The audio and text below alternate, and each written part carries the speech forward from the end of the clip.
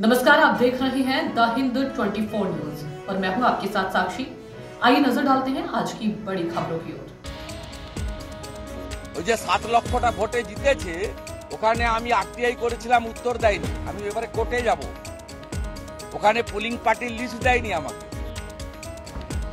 এগুলো করে এই বালির বাঁধ দিয়ে মমতা বন্দ্যোপাধ্যায় এবং তার ফ্যামিলির তার সরকারের চুরি আটকানো যাবে না।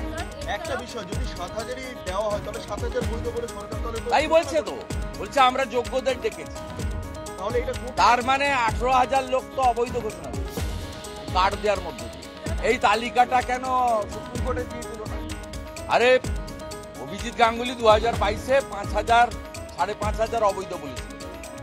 সেই দিন যদি দম্ভ উদ্ধত্ত না রেখে স্বীকার করতো তাহলে আজকে 26,000-এর পরিণতি হতো না।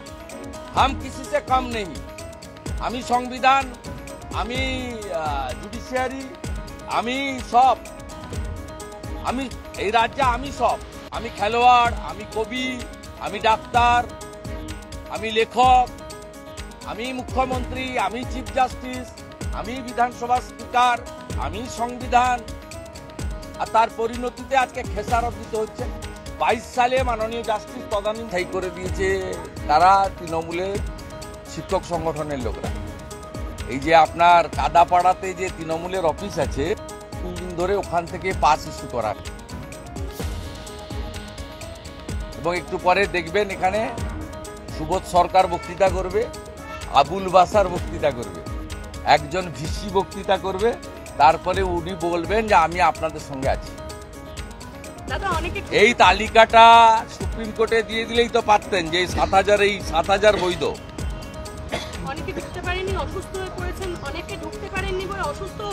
অমানবিক সরকার, এই সরকার বর্বর সরকার, এই সরকার টাকা ছাড়া অন্য কিছু চেনে না।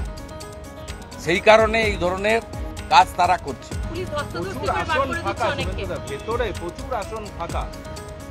আরে ওরে 12-14,000 লোক ধরে 7,000 কার্ড দিয়েছে। কাদাপাড়ায় তৃণমূল অফিস থেকে কার্ড দেওয়া হয়েছে।